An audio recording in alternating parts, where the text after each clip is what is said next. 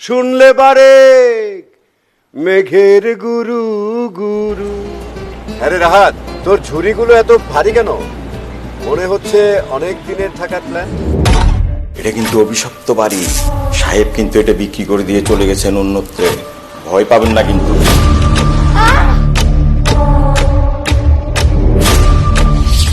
কিছু বালি নিয়ে এসে ছেকে খুঁজে দেখি সেখানে সোনার গুঁড়ো। আমরা সবাই সোনার খনির মালিক হয়ে যাব। এখানে স্মাগলারদের একটা বড় দল কাজ করে, ডাকাতের দল আছে কয়েকটা। আমি দেখলাম আঁকিবুকি কি যেন আঁকা। কাছে গিয়ে দেখি একটা মরার মাথার খুলি। ছাতিম গাছের ওদিকে আলো জ্বললো আর নিবলো, কি বুঝলি?